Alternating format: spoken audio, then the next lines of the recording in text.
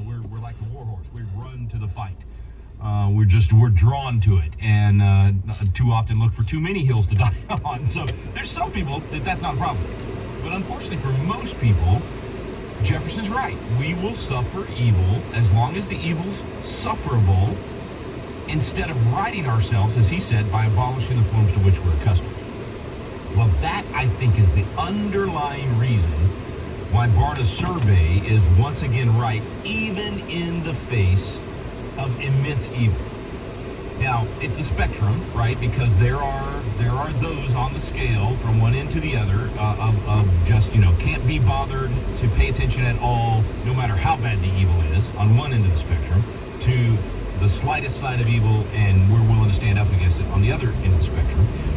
And as the evil has increased in the country, as the just in your face satanic, anti-biblical policies from even those at the highest level of office in this country, the President of the United States pushing this evil, the Vice President of the United States, now the candidate for president for the Democrat Marxist Party, as that level of evil has increased, the people in the middle are starting to say enough is enough. I've now reached that level of evil no longer being sufferable, so I will get involved.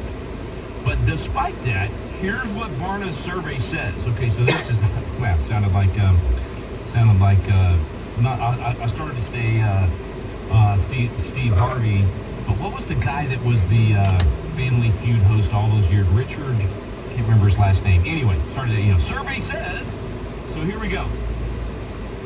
49% of people of faith are unlikely to vote here in a couple of weeks, or even now, right? Early voting's up and running in a lot of states already. Mail-in balloting already starting. 49%. So half of people of faith unlikely to vote. In this are you in this world right now? You've got these people absolutely blatantly worshiping Satan, blatantly saying that they are absolutely against anything of God, blatantly sexualizing the children of America. And in that environment, 50%, 49% of people of faith are still going to not go vote. I can't even, that is so far outside the realm of sanity, in my very humble opinion. But yet, here's the reasons why. So let's see. Reasons that these people of faith are unlikely to vote. 68% of those 49%. So follow me here. So the next few minutes, I'm going to talk about those 49%. The half of American people of faith that are unwilling, unlikely to take the time to go stand in line for 30 minutes and go vote. Even if it was 30 hours, you should be willing to go vote. But here's their reasons, okay? 68%, I'm just not interested in politics and elections. Oh, I'm so sorry to bother you. I'm so sorry to ask you to do your little bitty part for preserving the republic for which others have died. I'm so sorry. I'm so sorry that you could be bothered to be interested in politics and elections. I hate to distract you from your, Call of Duty, playing your video games, or playing golf, or going fishing, or whatever it is. I'm so sorry that I would have to ask you to take time from those things to be interested in, quote, politics and elections. Yeah, because your grandfather stormed the beaches at Normandy with bullets whizzing past his head and taking out half the guys on his, all around him, and he was willing to storm those beaches and go spend years, not just months, not just a few hours, but years in the trenches fighting to preserve freedom. I'm so sorry that you would be asked to go pay a little bit of attention. I guess I'm just not loving enough, folks. I don't get it. I don't get how people can say, people of faith, people that say that they are not self-centered, people that say, I have surrendered all, people that say, that I'm going to love my neighbor the way that I want to be loved. If you're a Christian, and frankly, not just Christians, but every major faith has something that says you treat your neighbor the way you want to be treated, that you love others and treat them the way you want to be treated. And yet, 68% of those people just not interested. 57% I'm not going to vote because I dislike all the major candidates. I'm so sorry to bother you to have to go vote for someone you dislike. I think I dislike all of the major candidates too. There's something about every major candidate that I dislike. 55%. Okay, this one's going to be hard for me to maintain my composure, folks. 55% of people of these 50% that or 49% that aren't going to go vote. 55% of them say they're not going to go vote because they have a feeling that none of the candidates reflect their most important views. Your feelings are irrelevant. I don't care about your feelings. God doesn't care about your feelings. Your feelings are absolutely irrelevant. So the fact that you don't feel like any of the candidates reflect your most important views is just infuriating to me. 52% of these people believe that their one vote will not make a difference. Well, my one vote's not going to be the vote that decides the election, so, I can't be bothered to pay attention. I can't be bothered to show up and vote.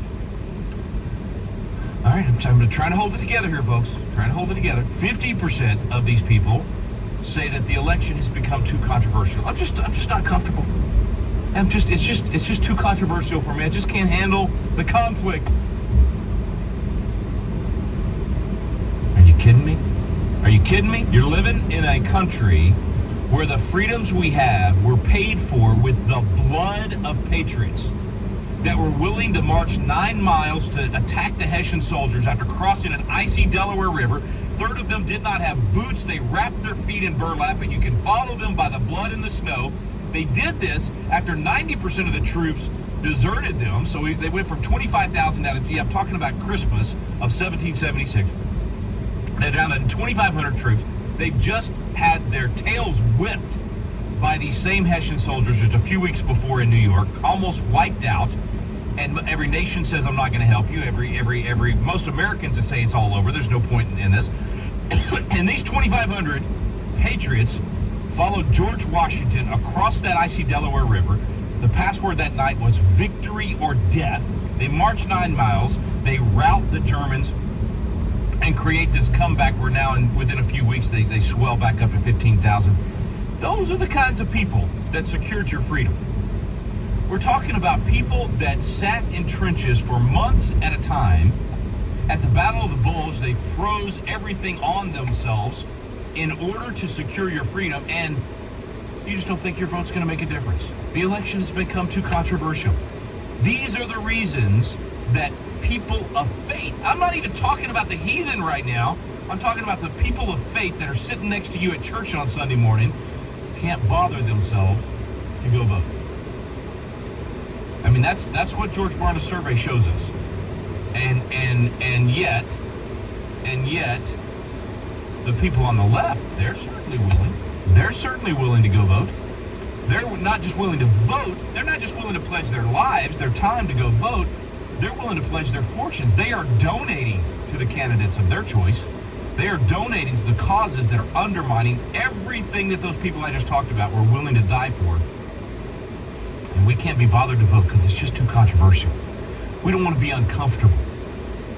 I mentioned this last week. We were at, where were we? New Orleans for a Flashpoint event. And we were talking about this Poland and talking about these Christians and other people of faith that just can't be bothered to vote because it's too controversial. My oldest son, he has a sign in his office that says, "Seek discomfort." Not just put up with it when it shows up. Seek discomfort. When you get so comfortable that you're not willing to lift a finger to choose leaders in a nation where you've been blessed to live in a constitutional republic where you choose who your leaders are going to be, where you are in charge, where we the people make the decisions about what this country is all about, and you can't be bothered to go stand in line and vote. Or for some of you right now, if you go early vote, you're not even going to have to stand in line. And I know I'm not being nice. I'm not, I'm not being sugarcoating it enough. But we weren't called to be, as John Amachuku says, another line I'm going to steal from him. We weren't called to be the sugar. We're called to be the salt. So get salty, folks.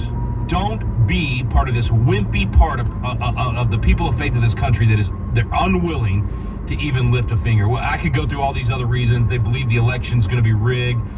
They don't know enough about the candidates to choose one. I mean, all of these reasons that these people of faith are not voting come down to laziness and being too comfortable to do their job, to do their duty, to stand up in the face of evil and say, not on my watch am I going to let you march across this nation with this evil and turn this nation into a satanic cult, which is what's happening.